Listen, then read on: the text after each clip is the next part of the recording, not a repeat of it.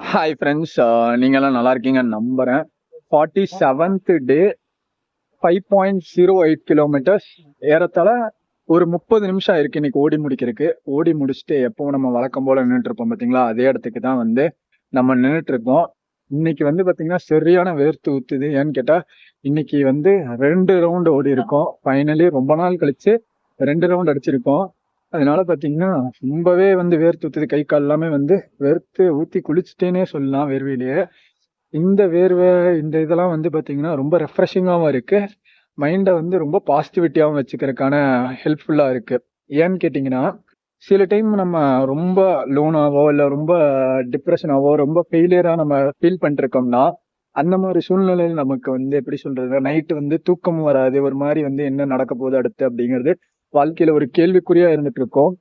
அப்ப வந்து நம்மளோட பாடி ரொம்ப ரொம்ப ஹெவி ஒர்க் அவுட், இந்த மாதிரி sports activity like cycling, jogging, shuttle, இந்த மாதிரி ஆக்டிவிட்டிஸ்ல இருந்தா நம்மளோட மைண்ட் வந்து ரொம்ப ரிலாக்ஸிங்கா இருக்கும். அதே மாதிரி வந்து அந்த விஷயம் ஒரு விஷயம் நம்மள ரொம்ப ஹர்ட் பண்ணிட்டே இருக்கும் பாத்தீங்களா, அந்த விஷயத்தை பத்தி நம்ம யோசிக்கவும் மாட்டோம்.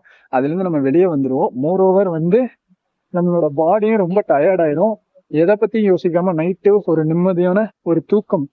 ஏன்னு கேட்டீங்கன்னா சராசரியா வந்து ஒரு மனுஷனுக்கு வந்து 8 மணி நேரம் நிம்மதியான தூக்கம் இருந்தா மட்டும்தான் அவன் பீஸ்ஃபுல்லா வாழ முடியும். மைண்ட்ல எதை பத்தியும் யோசிக்காம அவன் நிம்மதியாவும் இருக்க முடியும்.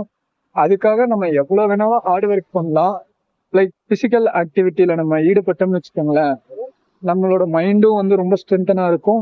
மனசளவுலயும் வந்து நம்ம ரொம்ப ஸ்ட்ராங்கா நம்மள ஃபீல் பண்ணுவோம். நம்மளால முடியாத விஷயத்த கூட நம்மளால அச்சீவ் பண்ண முடியுங்கிறத வந்து நம்ப வைக்கிறது வந்து ஸ்போர்ட்ஸுக்கு மட்டும்தான் ஒரு பவர் இருக்கு.